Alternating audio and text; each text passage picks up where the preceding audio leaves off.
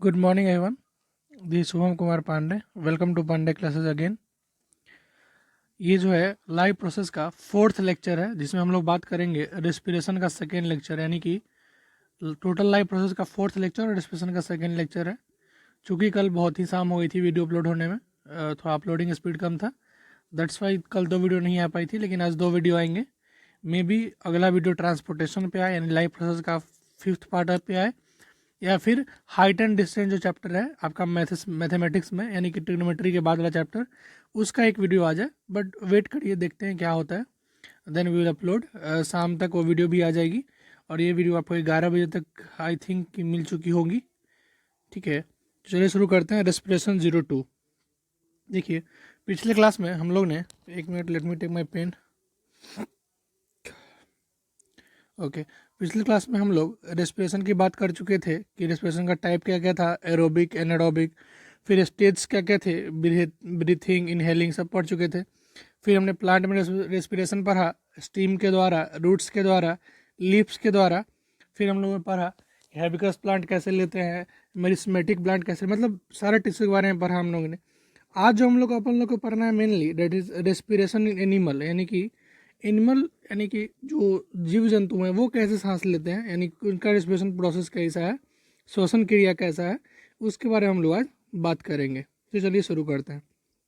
देखिए, some animal respire, मतलब कि ऑक्सीजन का लेना और कार्बन डाइऑक्साइड का छोड़ना थ्रू देयर स्किन, मतलब कि कुछ कुछ ऐसे जानवर होते हैं जो कि स्किन से सांस लेते हैं या छोड़ते हैं, while others through specific organ. लेकिन कुछ और है जो कि एक स्पेसिफिक, यानी कि जो होता है ना, जैसे कि मान लेते हैं कि आपका एक मतलब खाने का एक स्पेसिफिक ऑर्गन है माउथ, मतलब कि, और हो गया देखने का स्पेसिफिक ऑर्गन है आई। उसी तरह ये रिस्पिरेशन करने का भी एक स्पेसिफिक ऑर्गन होता है, लेकिन कुछ कुछ जानवरों में क्या होता है, स्किन से वो लोग सांस लेते हैं। These organism which help different organism to respire known as respirate. जो ऑर्गेन किसी दूसरे, मतलब किसी भी ऑर्गेनिज्म को, जो ऑर्गेन किसी भी ऑर्गेनिज्म को रेस्पिरेशन करने में मदद करता है, उसको बोलते हैं हम लोग रेस्पिरेटरी ऑर्गन। क्या बोलते हैं? Respiratory organ. These organ works together constitution the respiratory system. और सब ये पूरा पूरी, जैसे कि मान लेते हैं एक ऑर्गन हो गया, मान लीजिए अपन नाक से सांस लिए, फिर वो आगे गया है, आगे गया, ये जितना भी है ना, इसको बोलते हैं ऑर्गन, इसको बोलते हैं ऑर्गन, इसको बोलते हैं ऑर्गन, और तीनों मिला के हो गया रेस्पिरेटरी सिस्टम। कोई दिक्कत? देखिए, इफिशियंट गैस एक्सचेंज के लिए रेस्पिरेटरी सरफेस जो होना चाहिए, पहला तो थिन वॉल होना चाहिए, यानी कि बहुत पतला होना चाहिए। जो मतलब गैस का एक्सचेंज करना है, यानी कि बाहर से अंदर लेना, अंदर से बाहर देना है, तो आपका जो स्किन का लेयर रहना चाहिए वो काफ़ी पतला रहना चाहिए, थोड़ा मॉइस्ट रहना चाहिए ताकि डिफ्यूजन फास्ट हो सके। तीसरा, कि सरफेस एरिया थोड़ा लार्ज चाहिए ताकि बहुत समय मिले उसको एक्सचेंज करने में, काफ़ी एरिया हो। और चौथा क्या, रिच इन ब्लड सप्लाई, यानी ब्लड सप्लाई में काफ़ी तेज़ी हो, यानी कि उसको चाह हो वो गैस का, जो गैस हम ले रहे हैं उसका चाह हमारे ब्लड को होना चाहिए, तभी वो सक्सेसफुल रिस्पिरेशन हम लोग कर पाएंगे। ठीक, नेक्स्ट। अब बात करते हैं हम लोग रेस्पिरेशन इन एक्वेटिक एनिमल, फिर हम लोग बात करेंगे रेस्पिरेशन इन टेरेस्ट्रियल एनिमल, फिर हम लोग बात कर लेंगे ह्यूमन बींग का। पहले बात कर लेते हैं एक्वेटिक ऑर्गेनिज्म का, जो कि पानी में रहते हैं। ठीक है, देखिए, the rate of breathing in aquatic organism is always faster than the rate of breathing in terrestrial organism. Aquatic कौन जीव जंतु, जो कि जीव जंतु पानी में रहते हैं, और टेरेस्ट्रियल कौन ऑर्गेनिज्म होते हैं, जो कि धरती पर रहते हैं, धरातल पर रहते हैं और पानी में रहते हैं। तो जो पानी में जो जीव जंतु रहते हैं ना, उनका श्वसन क्रिया, यानी जो सांस लेने का जरिया है, वो जीव जंतु जो कि धरती पर रहते हैं उससे काफ़ी तेज है, यानी कि वो लोग जल्दी जल्दी सांस लेते हैं in comparison to terrestrial animal. समझ में आया? वो लोग ऐसा क्यों करते हैं? बिकॉज वो लोग क्या करते हैं, पहला बात तो वो लोग क्या करते हैं, एक मिनट, बैक साथ, okay, some issues arise, someone is starting their vehicle, okay, not to worry, sorry, please ignore the external sound। Okay, देखिए, वो लोग ऐसा क्यों करते हैं, बिकॉज मेनली वो लोग का क्या है कि वो लोग पानी से, यानी कि वाटर में डिजॉल्व जो O2 होता है, यानी कि पानी में जो ऑक्सीजन डिजॉल्व होता है, उसको यूज करते हैं सांस लेने के चक्कर में। अब पानी में तो उतना उतना ऑक्सीजन तो अवेलेबल है नहीं जितना एयर में अवेलेबल है, तो वो लोग क्या करते हैं ना, काफ़ी तेज़ी से सांस लेते हैं और काफ़ी देर तक लेते हैं, जल्दी जल्दी जल्दी जल्दी लेते हैं और काफ़ी देर तक लेते हैं। इससे क्या होता है कि मतलब कि वाटर से वो लोग ऑक्सीजन निकाल पाते हैं। वही लिखा हुआ है कि this happens because the aquatic organism utilise oxygen dissolve in water for respiration. Where the amount of dissolve oxygen is fairly low than the amount of oxygen in air. समझ में आ रहा है ना, एयर के मुताबिक पानी में ऑक्सीजन कम होता है, इसलिए जो जीव जंतु पानी में रहते हैं वो काफ़ी तेजी से सांस लेते हैं इन कंपेरिजन टू जो जीव जंतु धरती पर रहते हैं। ठीक, the aquatic organism breathe more rapidly to accumulate more and more oxygen, बहुत जल्दी सांस लेते हैं ताकि बहुत ज़्यादा से ज़्यादा ऑक्सीजन ले सके। ठीक है, fish taken in water through their mouth and force it pass through the gill where the dissolve oxygen is taken up by the blood. मुंह से पानी लेता है मछली और गिल्स यानी कि कनफरा के द्वारा, गलफरा के द्वारा बाहर निकाल देता है, और उसी के बीच में उसका जो ब्लड होता है वो ऑक्सीजन को खींच लेता है, क्योंकि उसके पास चाह होता है, उसके ब्लड के पास ऑक्सीजन का चाह होता है, तो ऑक्सीजन को खींच लेता है और बाकी पानी को गलफड़ा द्वारा वापस फेंक देता है। जैसे कि आपने देखा होगा मछली के साइड में 2 गलफड़े होते हैं, यू नो ना। नेक्स्ट, अब बात करते हैं रेस्पिरेशन इन टेरेस्ट्रियल एनिमल, यानी कि जो जीव जंतु धरती पर रहते हैं उनके बारे में बात कर लें तो देखिए, terrestrial organism use atmospheric oxygen for respiration which is absorbed by different organs in different animals। देखिए, जो धरती के जीव जंतु हैं वो एटमॉस्फेयर से लेते हैं ऑक्सीजन, जो कि ऑब्जॉर्व होता है बहुत सारा ऑर्गेन द्वारा, बहुत सारे अलग अलग जीव जंतु में। ठीक, all these organs have a structure that increase the surface area and is in contact with the oxygen rich atmosphere. पहला बात, जितना भी ऑर्गेन होगा वो उसका ऐसा स्ट्रक्चर होता है ताकि वो सरफेस एरिया को बढ़ा सके और in contact with oxygen rich atmosphere, और जिस एटमोसफेयर में ज़्यादा ऑक्सीजन है उसकी तरफ अग्रसर हो सके। देखिए, since the exchange of oxygen and carbon dioxide has to take place across the surface, it is very fine and delicate. चूँकि उस सरफेस से ऑक्सीजन को लेना भी और कार्बन डाइऑक्साइड को छोड़ना भी है, तो वो सरफेस काफ़ी उम्दा होना चाहिए, डेलिकेट होना चाहिए, काफ़ी उम्दा यानी कि काफ़ी फाइन डेलिकेट्स होना चाहिए। समझ में आ रहा है ना। नेक्स्ट देखिए, जो रेस्पिरेटरी सरफेस होता है एनिमल में और उसका क्या क्या सरफेस है देखिए, पहले बताते हैं। अमीबा और प्लेनेरिया में सेल मेम्ब्रेन होता है। अर्थवर्म यानी कि जो केंचुआ होता है, लीच यानी कि जो जोंक होता है, वो लोग अपना सांस कहाँ से लेते हैं, स्किन द्वारा लेते हैं। ठीक, जो फिश होते हैं, प्रॉन होते हैं, यानी कि आपको हो गया झींगा मछली हो गया, मछली होगा सीजल, टेडपोल यानी कि बेंग जो होता है ना, मेढक आता है जो कि उड़ता भी है, छोटा छोटा मेढक, वो वाला उस सब गिल से लेते हैं सांस। जो फ्रॉग होता है, जो बड़ा मेढक होता है, वो अपना ज़्यादातर सांस स्किन से लेता है या फिर लंग्स द्वारा लेता है। ग्रास हॉपर, मॉस्क्यूटो और हाउस फ्लाई जो होता है वो स्पायरिकल एंड एयर ट्यूब उसके पास होता है, उससे वो सांस लेता है। एंड जो बर्ड्स होते हैं, लिजार्ड्स होते हैं या टेरेस्ट्रियल एनिमल होते हैं, उनके पास लंग्स होता है, जैसे कि हम लोग के पास क्या है, लंग्स है।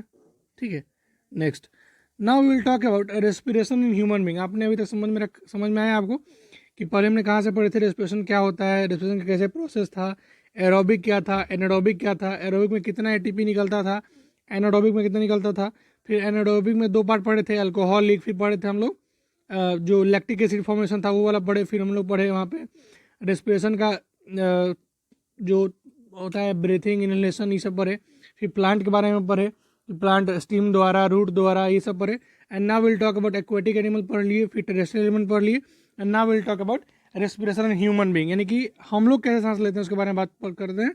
देखिए, अगर मेरी आवाज़ आपको फास्ट लगे तो प्लीज़ आप अपने स्पीड पर देखिए, because I will try my best कि मैं धीरे धीरे बोलूँ, लेकिन मेरे से हो नहीं पा रहा है। I must try in every video but I think I can't. So please आप अपने पेज पर देखिए, यूट्यूब पे जा करके वहाँ जो 3 बटन होगा वहाँ पर जा करके आप प्लेबैक स्पीड को नॉर्मल से भी नीचे कर सकते हैं या स्पीड हाई कर सकते हैं, जैसा आपको अच्छा लगे please you can do it. Okay, like other animal, respiratory system in human beings serves to provide fresh oxygen to the blood cell and remove harmful carbon dioxide from the body। सभी animal की तरह human being का जो respiratory system है क्या करता है, जो फ्रेश ऑक्सीजन होता है उसको बॉडी सेल में पहुंचाता है, और जो खराब यानी गंदा सा कार्बन डाइऑक्साइड होता है, वो जो हार्मफुल होता है, उसको बॉडी से बाहर निकालता है। प्लीज़ आप इस डायग्राम को केयरफुली नोट कर ले, देख ले, थोड़ा डायग्राम प्रैक्टिस करना भी ज़रूरी होता है, बिकॉज कभी कभी डायग्राम आ जाते हैं, जैसे कि मेरे में शायद आ गया था नर्व एंडिंग का बनाने को, मे बी, हाँ, नर्व एंडिंग का बनाने का आया था एग्जाम में, जो कि कंट्रोल एंड कोऑर्डिनेशन चैप्टर का है। नर्व सेल, नर्व एंडिंग, ये सब रहता है वहाँ पे। ठीक है, I will deal with it, okay, don't you worry. Next, now we will talk about functions of respiratory system. पहला क्या है देखिए, नॉस्ट्रिल। नॉस्ट्रिल ऐसा जगह है जहाँ से हम लोग सांस लेते हैं, शुरू करते हैं नाक की जगह पर। ठीक है, नॉस्ट्रिल्स क्या होता है, air is taken into the body through nostrils that filter air by the fine hair that line it. Nostril होता है हमारे नाक को बोलते हैं। ठीक है, ठीक है, नाक के अंदर जो हड्डी वाला पार्ट है उसको बोलते हैं। जो एयर लेते हैं हम लोग वो जो एयर हम लोग लेते हैं, ऑक्सीजन लेता है, ठीक है, नोस्ट्रिल द्वारा लेते हैं, उसको काफ़ी अच्छा तरह से छान दिया जाता है। किसके द्वारा? जो हमारे नोज में जो हेयर प्रेजेंट है वो क्या करते हैं, उस हवा को साफ करके अंदर भेजते हैं, ठीक है। Nasal passage, air entering from the nostril leads to the nasal passage. जो हवा नोस्ट्रिल से अंदर जाता है वो जाता है आपको पास नेसल पैसेज में। यानी पहले आप कैसे नोट करिएगा, आप याद रखने कैसे करिएगा, नोस्ट्रिल, फिर वहाँ पर प्रेजेंट रहता है हेयर जो कि साफ करता है, फिर हम लोग जाते हैं कहाँ, क्या करते हैं हम लोग, नाजल, नाजल पैसेज में जाते हैं, ठीक है। अब देखिए नाजल पैसेज क्या होता है, नाजल पैसेज रिस्पॉन्सिबल होता है कंडीशनिंग ऑफ एयर मेनली। सिर्फ क्या होता है, एयर को कंडीशन करता है। देखिए फायरनेक्स, जो कि नेजल चेम्बर ओपन होता है, नेजल चेम्बर जो होता है वो ओपन कहाँ होता है, फायरनेक्स में, और पास करता है लार्ynx में। देखिए पहले तो नोस्ट्रिल से सांस लिए, फिर हेयर दोस्तों साफ किए, फिर नेसल पैसेज होते हुए वो चला गया हमारे पास, कहाँ चला गया, नेजल चेम्बर में, वहाँ से निकला वो सीधे फायरनेक्स में, और फायरनेक्स से गया लार्ynx में। लार्ynx क्या होता है, साउंड बॉक्स, जहाँ से हम बोल पाते हैं, जिस बॉक्स से, उस बॉक्स को बोलते हैं हम लोग लार्ynx बोलते हैं। तो वहाँ से लार्ynx में चला गया, और लार्ynx क्या होता है, लोकेट कहाँ होता है, नेक के पास, यानी गर्दन के पास लोकेट होता है। And help to protect trachea, trachea को क्या करता है, बचाता है, और ऐसे भी क्या होता है, ये साउंड भी प्रोड्यूस करता है, ठीक है। देखिए ट्रेकिया क्या होता है, जिसको बोलते हैं हम लोग wind pipe. The air passage from the pharynx goes into the trachea. जो फायरनेक्स से जो एयर जाता है वो कहाँ जाता है, ट्रेकिया में जाता है। Incomplete ring of cartilage keep trachea open allowing the passage of air to the lungs and also prevent it from collapsing there when there is no air in it। देखिए एक जब हमारा विंड पाइप जो है उसमें एक ऐसा layer होता है, ठीक है, कार्टिलेज बोलते हैं हम लोग, कार्टिलेज लेयर, ठीक है। ये क्या करता है, इसको हमेशा खुला रखता है, और कभी भी जैसे मान लीजिए कि एयर नहीं है इसके पास, अगर एयर नहीं रहता तो ये तो पचक जाता है। जैसे कि पाइप में अगर कोई एयर दे रहा है और एयर अचानक खींच लिया जाए पूरा, तो पूरा पचक जाएगा ना, तो क्या हो जाएगा, हमारा हड्डी टूट जाएगा गर्दन का। तो इसको बचाने के लिए क्या करता है, इसमें कार्टिलेज लगा रहता है, जिससे कि क्या होता है, ये हमेशा ओपन रहता है, ना कि क्रश हो पाता है। समझ में आ रहा है ना। नेक्स्ट देखिए, देखिए कार्टिलेज कैसा होता है, दिखा देता हूँ आपको पहले तो।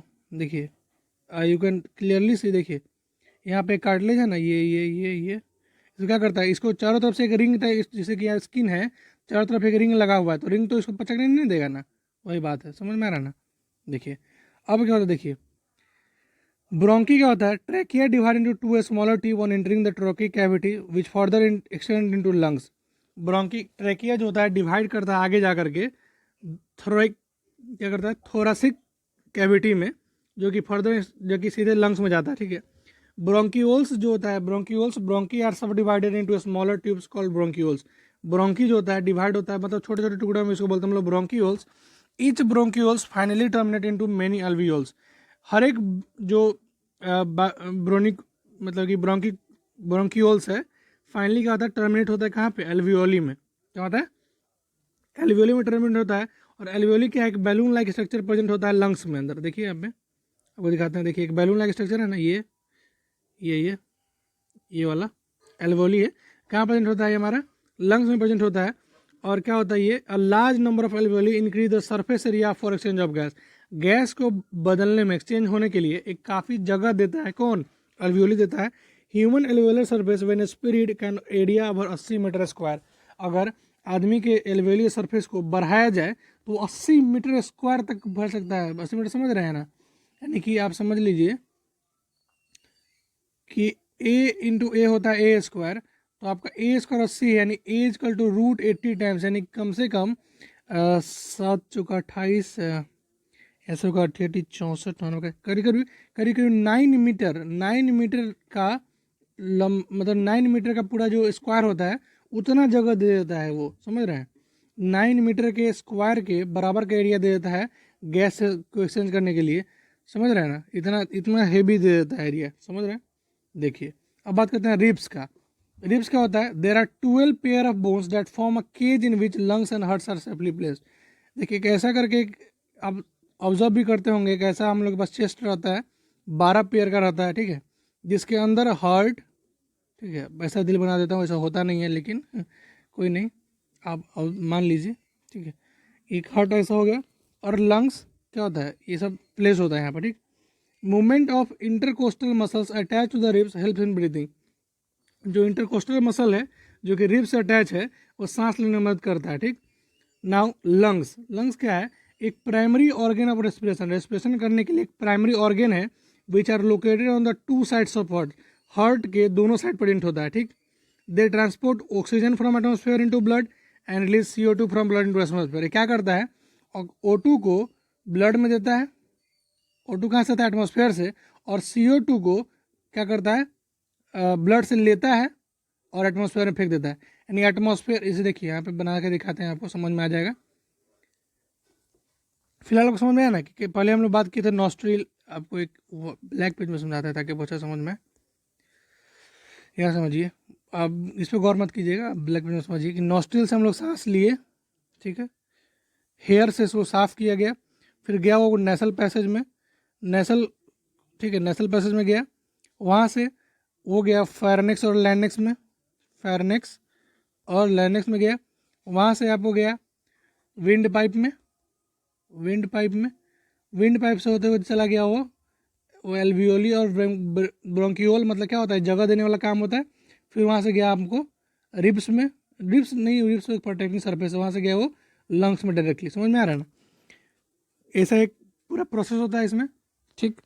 उसमें देखिए, जो आपको मेनली मैं क्या बता रहा था, अभी भूल गया मैं, हाँ देखिए, हम लोग क्या किए, मतलब कि हमारा नेशनल पैसेज क्या किया, इन्वायरमेंट से क्या किया, वो O2 लिया, ठीक, O2 क्या किया, लंग्स में गया, लंग्स क्या किया, इसको ब्लड में भेजा, ठीक है, ब्लड इसको लेके गया, फंक्शन करवाया, इसमें CO2 प्रेजेंट हो गया, फिर CO2 आके लंग्स को दिया, फिर लंग्स क्या किया, CO2 को बाहर निकाला और एटमॉस्फेयर में भेज दिया नाक के द्वारा। समझ रहे हैं ना, हम लोग सांस लेते हैं, सांस छोड़ते हैं ना, हमारा O2 एटमॉस्फेयर से आता है, ठीक है, O2 एटमॉस्फेयर से आया, ब्लड में घुला, लंग्स में गया, लंग्स उसको ब्लड में भेजा, सारा फंक्शन का काम किया जो भी जरूरी है, ठीक है, एनर्जी को कन्वर्ट किया। जैसे अरे यार क्या करता है, फूड प्लस ऑक्सीजन, अरे नहीं, हमसे दोबारा नहीं बोल भाई यार, फूड प्लस ऑक्सीजन क्या कर रहा था, पायरुवेट बना रहा था ना यार, तोड़ करके, याद है, अरे 6 carbon molecule, 6 carbon dioxide, 6 water, 6 energy बना रहा था, याद करिए कुछ।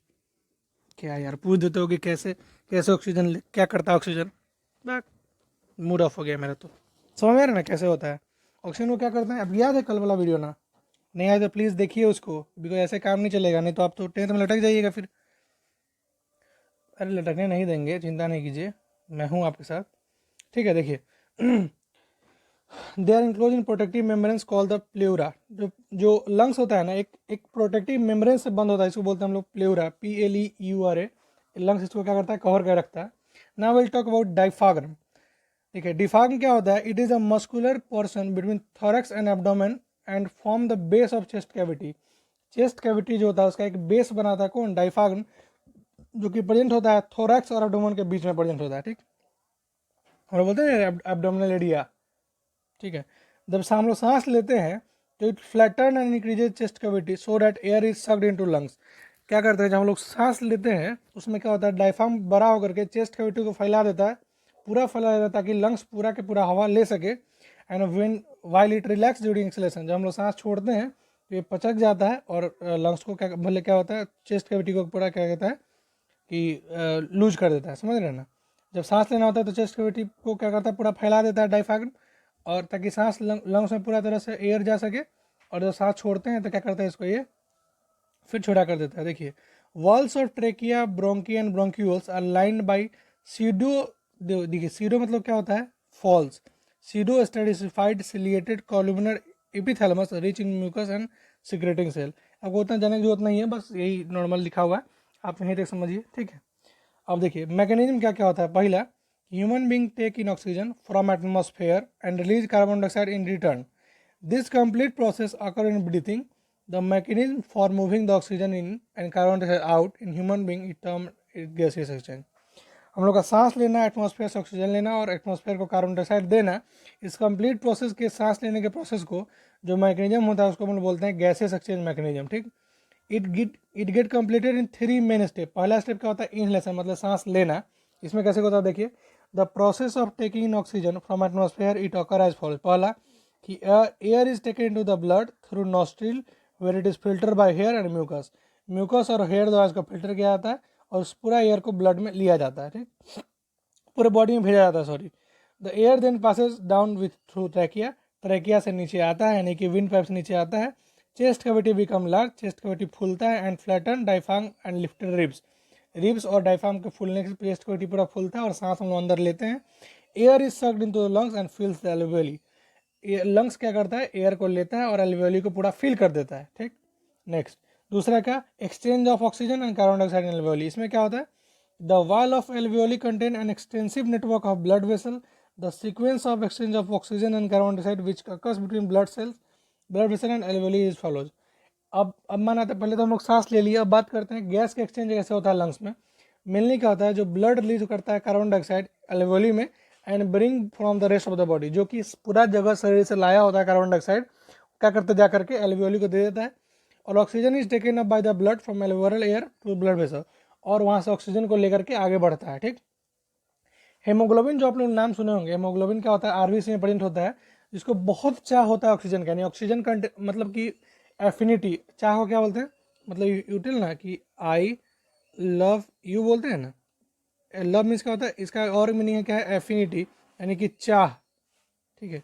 तो वैसा ही एफिनिटी, उसी तरह क्या होता है कि जो ब्लड वेसल होता है, सॉरी जो हीमोग्लोबिन होता है, उसके पास एक चाह होता है, यानी एफिनिटी टुवर्ड्स ऑक्सीजन होता है, ठीक।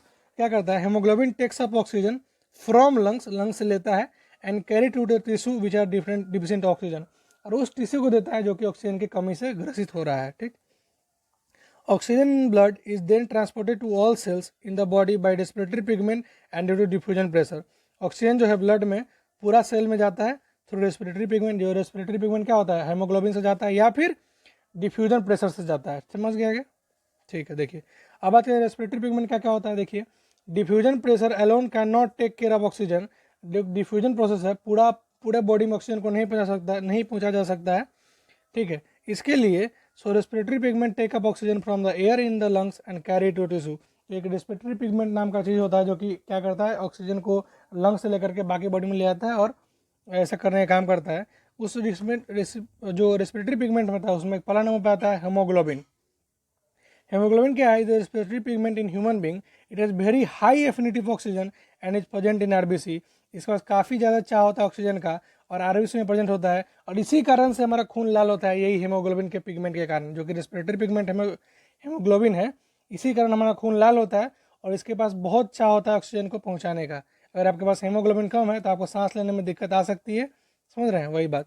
CO2 being more soluble in water than O2, CO2 जो है ज़्यादातर वाटर में सोल्यूबल होता है, O2 में नहीं होता है, and is mostly transported in the dissolve form of our blood, और ताकि इसको ब्लड के फॉर्म में ही खींचा जा सकता है, समझ में आ रहा है ना। Now will talk about acceleration. पहला तो हम लोग बात कर लिए इनहेलेशन का, नहीं सांस लेना। दूसरा क्या, गैस का एक्सचेंज होना, कहाँ पे, लंग्स में, एल्वियोलर में। Now will talk about acceleration, यानी कि अब सांस छोड़ने का प्रक्रिया कैसे कैसे होता है उसके बारे में बात करते हैं। देखिए the process of giving out of carbon dioxide from lungs to the atmosphere, lungs से कार्बन डाइऑक्साइड को बाहर निकालने का प्रक्रिया को बोलते हैं हम लोग एक्सलेशन। इसमें क्या होता है, carbon dioxide is transported in the dissolve form in blood, carbon dioxide को ट्रांसपोर्ट किया जाता है, ब्लड में घुला करके आगे भेजा जाता है। From blood carbon dioxide pass to the alveoli, blood से कार्बन डाइऑक्साइड कहाँ जाता है, एल्वियोली में जाता है। And chest cavity is compressed, chest cavity क्या होता है, दबता है, due to relaxation of ribs and diaphragm, diaphragm और रिब्स के दबने से चेस्ट कैविटी क्या होता है, दबता है, and thus air is forced out of the lungs to atmosphere, और उसी प्रकार से मतलब उस दबने के कारण उस फोर्स से एयर की क्या होता है, बाहर निकल जाता है। कभी कभी आप देखते होंगे कि जब आप कभी होता है ना कि नाक से चावल बाहर निकल जाता है, कभी होता है ऐसा कि मतलब बाहर निकल जाता है, उस समय आपको आप उसका स्पीड का अंदाजा नहीं लगा सकते कितना स्पीड होता है, काफ़ी हाई स्पीड से निकलता है, समझ में आ रहा है ना। वो जो एक चावल का दाना अगर आपके अंदर से ब्लड से अगर लंग से बाहर आ गया, because of that any issue कारण आ गया, पता नहीं मेरे को कौन सा इशू है, बट आपको उतना पढ़ना नहीं, बस बता रहे हैं जनरल नॉलेज के लिए, उसका स्पीड बहुत ही फास्ट रहता है, समझ में आ रहा है ना, वही बिकॉज लंग रिब्स दबता है, काफ़ी फोर्स से बाहर निकलता है, ठीक है। Next, so this is the end of the chapter respiration. Now will talk about transportation and excretion. Live process का 4 वीडियो अभी तक हो चुका है, जिसमें हम लोग पहला में न्यूट्रिशन का बात किए, न्यूट्रिशन में प्लांट में बात किए, फिर न्यूट्रिशन एनिमल में बात किए, फिर रेस्पिरेशन प्लांट में बात किए, और फिर रेस्पिरेशन एनिमल में बात कर लिए आज हम लोग। जिस तरह से रेस्पिरेशन का 4 वीडियो कंप्लीट हुआ, नेक्स्ट 4 वीडियो जो होगा ट्रांसपोर्टेशन, एक्सक्रीशन का पार्ट 1 पार्ट 2 और पार्ट 1 पार्ट 2 पे आएगा एक्सप्रेशन का। उसके बाद हो सकता है मे बी आज शाम में मैथमेटिक्स का हाइट एंड डिस्टेंस चैप्टर आ जाए। सो अब देखिए क्या होता है, ठीक है। सो इस टाइम पर होमवर्क पहला क्वेश्चन ये आप नोट डाउन, सारा क्वेश्चन को नोट डाउन करिएगा। 5 क्वेश्चन हमने शायद 5 या 10 क्वेश्चन दिया था न्यूट्रिशन में भी, और ये 10 क्वेश्चन इसमें भी है। आप उसको जरूर करिएगा और याद करिएगा। पहला नंबर क्वेश्चन ये रहा, स्क्रीनशॉट ले लीजिए 1 2 3, या फिर आप PDF भी मांग सकते हैं मेरे से, कोई दिक्कत नहीं, आप स्क्रीनशॉट ले लीजिए 1 2 3 1 2 3 1 2 3 4 1 2 3 4 5 6। आप इस क्वेश्चन को तो जरूर करिएगा, बिकॉज आपसे पूछा जा सकता है कि what is the role of diaphragm, what is the role of alveoli, what is the role of nasal cavity, define all the body parts of, मतलब define all the organs responsible for respiration. आप ऐसे question पूछा जा सकता है, ठीक। 6 number 1 2 3 4 5 6 1 2, ये question I think कि वेरी इंपॉर्टेंट हॉट्स में आता है, इसीलिए 1 2 3 4 5 6 7 8 9 10। Okay 1 2 3 4 5, please take this screenshot, ले लीजिए। So for PDF you can definitely ask for PDF, और इधर यू कैन डिस्क्रिप्शन बॉक्स में पांडे ग्रेसेस का व्हाट्सएप ग्रुप होगा और उस ग्रुप को ज्वाइन कर सकते हैं आप। You can also follow me on Facebook, Instagram, whatever you want. Okay, and if you haven't subscribed the channel, please subscribe it as soon as possible, and please share among your friends also, because इस lockdown में they also needs to study, and please if you know anyone is not studying properly, please provoke him and share my video to him. Okay, thank you so much guys, hope you have enjoyed the session। आपको अच्छा लगा होगा ये session, और इस तरह से हमने डिस्कशन खत्म कर लिया और न्यूट्रिशन ख़त्म कर लिया। सो इट्स टाइम टू से बाय बाय। अब मिलते हैं अगले वीडियो में, जो कि यह भी हो सकता है हाइट एंड डिस्टेंस हो जाए, या फिर हो सकता है आपको ट्रांसपोर्टेशन हो जाए। सो बाय बाय। लेकिन बायोलॉजी कंप्लीट रहेगी, कंप्लीट करवा कर ही इस चैप्टर को छोड़ा जाएगा। आप चिंता ना करें, इस मई के एंड तक आपको 12 से 13 चैप्टर कंप्लीट हो जाएगा। You don't you worry. Okay, bye bye.